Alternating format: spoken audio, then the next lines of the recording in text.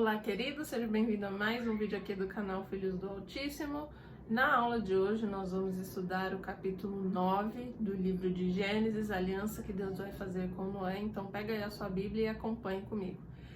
Assim como eu tenho feito algumas aulas, eu não vou fazer a leitura extensa, a gente vai vendo alguns versículos. Vou pedir para que você abra no versículo 4 aí do capítulo 9, a gente vai ler esse versículo e depois vai exortar os versículos anteriores também, sem fazer a leitura. Então vamos lá, versículo 4 do capítulo 9. Carne, porém, com a sua vida, isto é, com o seu sangue, não comereis. Então, como que inicia o capítulo 9 aqui do livro de Gênesis? Deus ele vai abençoar a família de Noé, Deus vai abençoar aqueles animais e vai falar para que todos eles fossem fecundos. Lembrando que a Terra agora vivia um novo tempo, uma geologia diferente, e que a criação até aquele momento havia sido completamente exterminada pelo dilúvio. Então agora ficava a responsabilidade sobre a família de Noé e sobre aqueles animais de repovoarem novamente esse planeta. Depois, no versículo 2 e versículo 3, Deus vai conceder, vai autorizar oficialmente que Noé, sua família, que aqueles seres humanos, comessem de carne animal. É nesse momento que Deus vai autorizar oficialmente. Se o homem já fazia isso antes, entre a geração de Adão e essas 10 gerações até chegar aqui em Noé, pode ser que sim, isso não está relatado na Bíblia. Mas fato é que só nesse momento Deus permite que isso seja feito. E aí vai terminar no versículo 4 dizendo que carne com sangue, porém, o homem não deveria se alimentar dela. E o que isso quer dizer? Porque esse versículo traz bastante interpretações, mas algumas linhas que a gente pode ir aqui. Primeiro, Deus estava sendo amoroso com os animais ao falar que para que não consuma carne com sangue, o homem não fizesse nenhuma atrocidade no sentido de comer um animal enquanto ainda estivesse vivo, que seria uma crueldade absurda. Em segundo lugar, Deus estava sendo cuidadoso também com essa raça humana, porque a carne com sangue poderia significar carne putrefada ou a carne já estragada num estado impróprio de consumo. E por último, e talvez o mais importante, aqui Deus já estava fazendo presságio do sacrifício de Jesus Cristo na cruz, que a partir do Novo Testamento será a nova aliança que ele faz com a igreja. Agora nós somos lavados pelo sangue de Cristo. Então o sangue na Bíblia é muito importante porque ele vai indicar vida. E um adicional ainda que nós vamos ver agora nos versículos anteriores, Deus também já estava prevendo a lei contra assassinato. E aí agora que a gente vai ler os versículos em diante, versículo 6. Se alguém derramar o sangue do homem, pelo homem se derramará o seu, porque Deus fez o homem segundo a sua imagem. Mas sede fecundos e multiplicai-vos, e povoai a terra, e multiplicai-vos sobre ela. Então tem uma ênfase aqui no multiplicar-vos. O que isso quer dizer?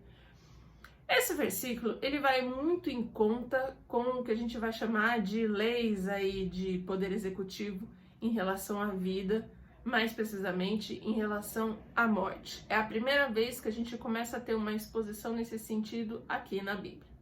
E é muito claro que aqui Deus dá a ordem oficial de que se um ser humano, um homem, assassinar, matar outro ser humano, então essa pessoa deveria pagar com a sua vida, ou seja, essa pessoa deveria morrer. O mesmo ele vai falar também para os animais. Inclusive, lá em Êxodo, a gente vai estudar isso novamente, porque em Êxodo vai dizer que se um boi assassinar um ser humano, se um animal ferir um ser humano, mas vai ter lá especificamente em Êxodo a respeito do boi, aquele boi deveria ser sacrificado. Então o mesmo valia para animais. O que Deus está dizendo aqui é o tipo de assassinato, digamos, caiminita. É o assassinato, é o pecado premeditado. Não é uma questão de legítima defesa ou alguma ação que indiretamente causou a morte de outro ser humano. Aqui é realmente o assassinato, a intenção de matar. O homicídio contra uma pessoa deveria ser pago com a própria vida. Algumas questões e algumas interpretações aqui nesse sentido. Por que Deus faria uma lei assim? Pode ser que você seja um cristão, por exemplo, que é contra a pena de morte. Mas vamos entender um pouco o sentido. Primeiro de tudo, a terra precisaria ser repovoada. Deus, ele dá uma ênfase em multiplicai-vos, falando 2 vezes esse verbo só dentro desse versículo e mais tantas outras vezes, né? Já iniciou o capítulo falando disso. Então era muito importante que a humanidade voltasse a fazer civilização, voltasse a ter a cultura, enfim, era um recomeço ali. Então a proteção à vida era muito importante, falando do contexto da circunstância pós-dilúvio.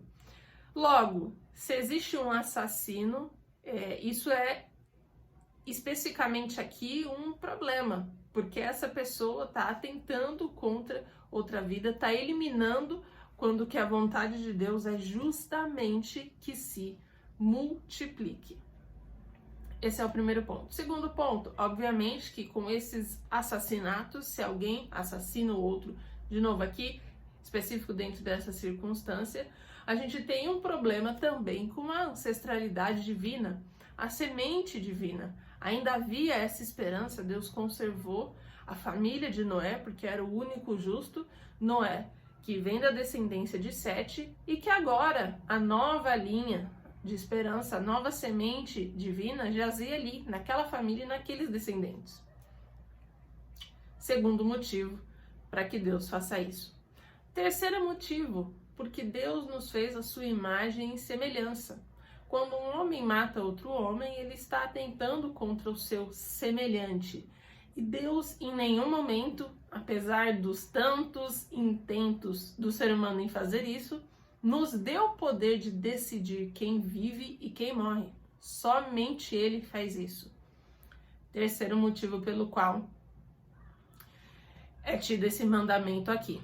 E esse mandamento, ele vai se estabelecer entre o povo de Israel, mais para frente em Êxodo, em Levítico, Deus vai continuar dando algumas normas para o seu povo, até, enfim, depois no Novo Testamento e em diante. Inclusive até o próprio Jesus Cristo, quando foi crucificado, reconheceu que aquele governante que o mandou crucificar tinha o poder para isso, porque Deus permitiu que ele tivesse o poder para isso. Em algum momento, Deus fez essa lei, e essa lei tem início aqui.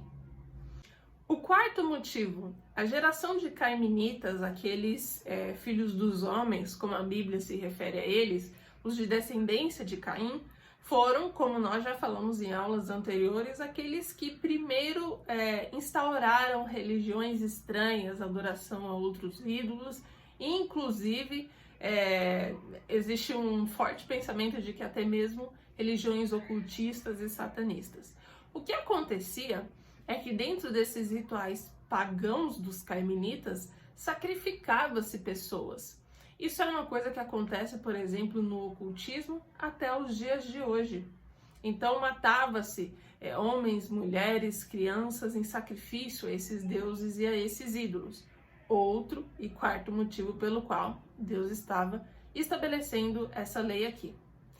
E por último, se você é o tipo de pessoa que vai contra, por exemplo, a pena de morte, que aqui teria sua legitimidade, como Deus deixa muito claro na Bíblia, é importante que a gente entenda todos esses motivos anteriores, é importante que a gente entenda o amor soberano por Deus e de Deus para a sua criação, para conosco, sua imagem e sua semelhança. Nós somos os únicos da criação de Deus que tem sua imagem e semelhança. Os anjos não o têm. E de novo nós recordamos que Deus é amor, mas esse amor não sobrepuja a sua justiça. Falamos disso também na aula anterior. E aqui temos a prova disso. Deus nos ama e Ele também é justo. Agora vamos ler os versículos 14 e 15, que vai falar da aliança de Deus com Noé. Sucederá que quando eu trouxer nuvens sobre a terra e nelas aparecer o arco, Então me lembrarei da minha aliança, firmada entre mim e vós e todos os seres viventes de toda a carne, e as águas não mais se tornarão em dilúvio para destruir toda a carne. Então aqui Deus vai firmar a aliança com Noé e com aqueles seus descendentes. Essa mesma aliança que ele já estava falando desde o capítulo 6, da corrupção do gênero humano. Era essa aliança que no final das contas aconteceria após o dilúvio, que é o arco-íris. Por que essa aliança? Primeiro nos aponta em relação à soberania, em relação à onisciência de Deus. Então, ou seja, isso já estava planejado o tempo todo, mas Deus não fala já no capítulo 6 que essa seria a aliança, que seria o arco-íris. Ele vai falar só aqui depois do dilúvio. Então, Deus vai contando a história pra gente em pedaços e ele vai fazendo as coisas plano a plano, assim como ele fez a criação. Então, existem tempos, existem atos, né, entre todo esse planejamento de Deus.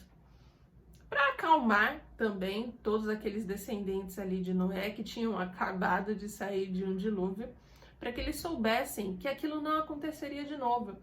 Porque a corrupção da humanidade foi de tal forma que se Deus continuasse trazendo dilúvios, ele teria que trazer a cada 10, 11 gerações. Então aqui ele estabeleceu que não faria isso de novo.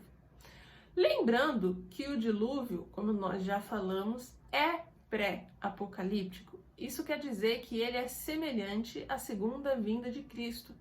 Quando Deus fala que não mais exterminará a sua criação com o dilúvio, é verdade. Porém, quando houver a segunda vinda de Cristo, houver a batalha do Armagedon, será semelhante ao dilúvio. Porém, não será com água, será com fogo. Aqui também nós temos o presságio disso. Caminhando aí para o final já desse capítulo, vamos fazer a leitura agora sim juntos dos versículos 20 a 29 do capítulo 9. Sendo Noé lavrador, passou a plantar uma vinha, bebendo do vinho, embriagou-se e se pôs nu dentro de sua tenda. Cã, pai de Canaã, vendo a nudez do pai, fez-o saber fora a seus 2 irmãos. Então Sem e Jafé tomaram uma capa, puseram-na sobre os próprios ombros e ambos, andando de costas, rostos desviados, cobriram a nudez do pai, sem que a vissem. Despertando Noé do seu vinho, soube o que lhe fizera o filho mais moço e disse: Maldito seja Canaã, seja servo dos servos a seus irmãos. E ajuntou: Bendito seja o Senhor, Deus de Sem, e Canaã lhe seja servo. Engrandeça Deus a Jafé, e habite nele as tendas de Sem, e Canaã lhe seja servo. Noé, passando o dilúvio, viveu ainda 350 anos. Todos os dias de Noé foram 950 anos e morreu. Então aqui a gente já tem outra história dentro desse capítulo que vai levar até a morte de Noé. O que acontece? Primeiro de tudo, Noé era lavrador. Isso é dito desde antes, desde o final aí da linhagem de Sete, de que Noé tinha essa profissão de lavrador. E aqui ele vai lavrar a terra, plantar uma vinha, ele vai tomar dessa vinha e vai se embriagar.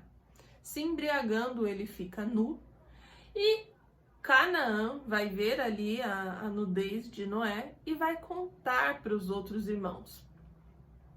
Os outros irmãos verão o que aconteceu, vão pegar uma vestimenta, cobrir o rosto, cobrir o seu pai, e depois que Noé acorda, vai entender o que aconteceu.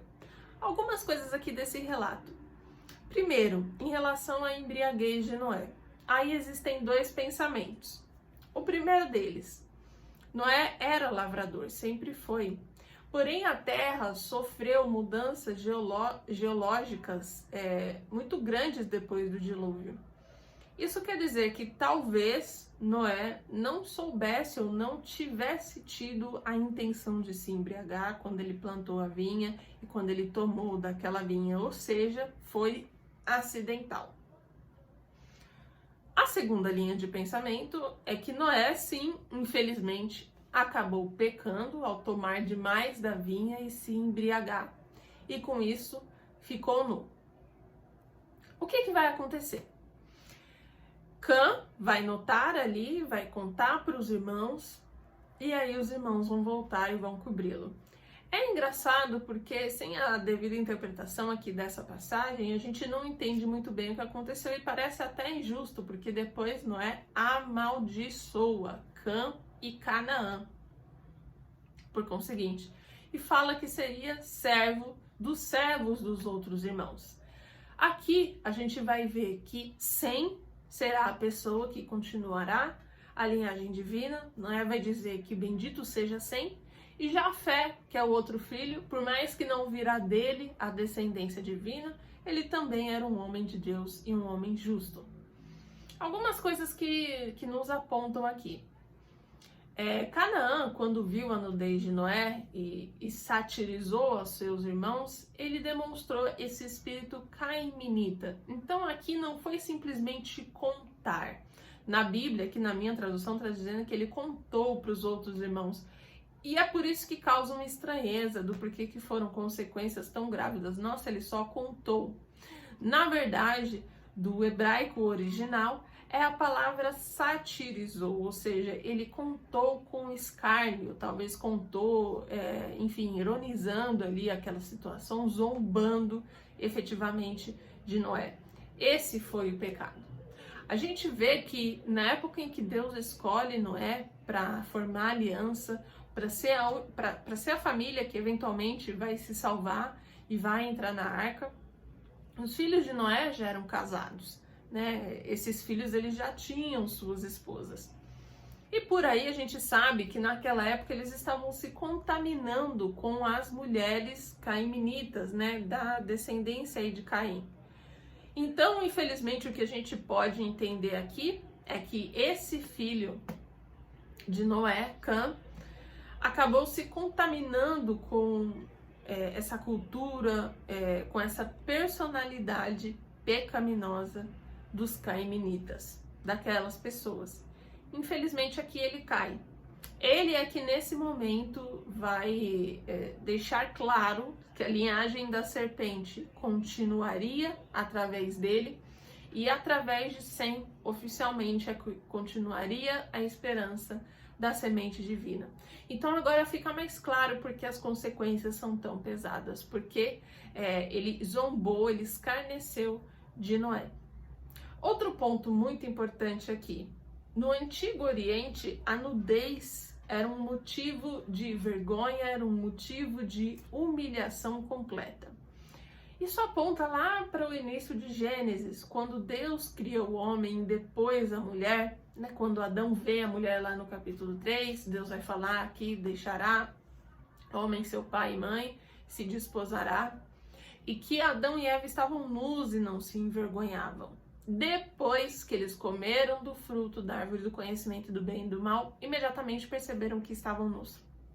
Então a nudez no Antigo Oriente tinha esse papel de importância, como nós já comentamos em algumas aulas anteriores. Logo, em ato de respeito, esses outros dois filhos de Noé, Sem e Jafé, quando viram, né, quando o outro trouxe a informação, taparam os olhos em reverência, né, em respeito, e cobriram ali o seu pai. Outra questão importante aqui que a gente tem dessa passagem é dos efeitos da embriaguez. Né? Aqui é a primeira vez que a Bíblia vai contar a história de uma pessoa que embriagou. Obviamente que isso já poderia ter acontecido antes, mas vai acontecer aqui. E é interessante porque Noé é um homem de fé. Mas por que será que isso aconteceu? Isso nos mostra algumas coisas. Primeiro de tudo, em relação à bebida alcoólica. Durante o transcurso da Bíblia, vai ser dito algumas vezes em relação à bebida alcoólica, porém a Bíblia em nenhum momento ela delimita no seu 100% de que o ser humano não deveria consumir, de que era um pecado o consumo de bebida alcoólica.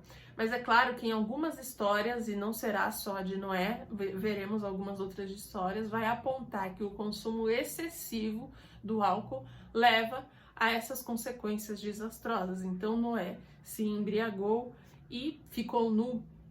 Imagina isso nos dias de hoje, se hoje em dia uma pessoa que faz isso já é considerado um motivo de piada, né, um motivo de sátira aí entre amigos, entre familiares, quiçá nessa época no Antigo Oriente. Então aponta aqui para os efeitos da embriaguez. É por isso que alguns cristãos vão criar o costume de eliminar 100%, ou seja, de abstinência total em relação à bebida alcoólica. E tem outros que já têm uma opinião divergente, que aceitam o consumo moderado ou consumo social, desde que isso não escarneça suas obras, desde que isso seja, claro, de uma maneira muito equilibrada.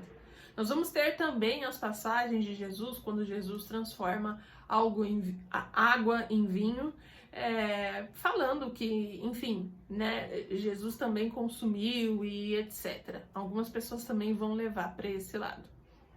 E aqui, realmente, o que eu tenho a dizer particularmente é que cada pessoa fique em comunhão com Deus e com o Espírito Santo para entender se a bebida alcoólica ela é um gatilho para você, ela pode se tornar um pecado ou não. Então é o que eu tenho a dizer aqui a esse respeito. Mas a Bíblia vai contar histórias e vergonhas que alguns desses patriarcas tiveram quando abusaram da bebida alcoólica, e é realmente o que acontece. Por isso que Deus abomina a embriaguez. Outro ponto importante dessa passagem de embriaguez de Noé é em relação ao pecado. Noé foi um grande homem de fé, foi a única família que se salvou do dilúvio, um homem segundo os caminhos de Deus, que andava com Deus. Ainda assim, isso não o denotou como perfeito. Acabamos de ver o pecado que ele cometeu ao se embriagar. E por que é importante isso? Nós vamos ver, enquanto nós lemos a Bíblia, estudamos a Bíblia, que diversos homens que são homens de Deus, que são os homens de fé, terão momentos que pecarão. Infelizmente, mesmo depois de aceitar a Jesus Cristo, mesmo depois de nos batizarmos nas águas e de mudar os nossos caminhos, isso não nos tornará perfeitos, né? Eventualmente a gente peca. O que não pode acontecer, é óbvio, é o pecado premeditado, como aqui indica de que Noé não fez propositalmente, não se embriagou com a vontade de se embriagar. Muito provavelmente, né, tudo indica aí uma mudança na geologia. Infelizmente, quando Noé foi consumir agora da vinha, ela não era mais como ela era antes do dilúvio. Agora ela já tinha ali uma questão, moléculas, átomos, o que você queira chamar, diferentes, né? Agora já tinha efeitos alcoólicos. Ou seja, nem esses grandes homens foram isentos de eventualmente pecar, nem nós. O importante é a nossa tentativa, é a negação da nossa carne todos os dias. E que quando nós pecamos, e isso vai acontecer, nós nos arrependemos para Deus, nós pedimos perdão e nós abandonamos o pecado. E será assim até o dia da nossa fatídica morte ou até a segunda vinda de Jesus, se nós ainda estivermos vivos. O que vai nos levar para o final aqui de Gênesis. Então vai contar que Noé ainda viveu alguns anos após o dilúvio, a somatória dos anos totais de Noé, e morreu. O mesmo padrão que seguimos lá no capítulo 5 de Gênesis, quando fala dos descendentes de Adão. Então o patriarca viveu X anos, teve um filho, depois do filho ainda viveu mais X anos, a somatória total dos seus anos, e morreu. Aqui, diferentemente, o que destaca, né, não é o ter o filho, né, não é esse o padrão aqui, e sim após o dilúvio, né, que foi o grande acontecimento nesse sentido. E o que a gente pode concluir aqui, mais uma vez, é a fatalidade da morte. Ainda os castigos que Deus tinha dado a Adão continuaria por toda a sua descendência, agora a humanidade faria parte disso. E um dia, certamente, morreremos. E que Deus nos dê graça de que isso aconteça estando sobre a sua presença, fazendo a sua vontade até o fim, como foi aqui o caso de Noé. Então é isso, eu espero que você tenha gostado dessa aula e te vejo no próximo vídeo.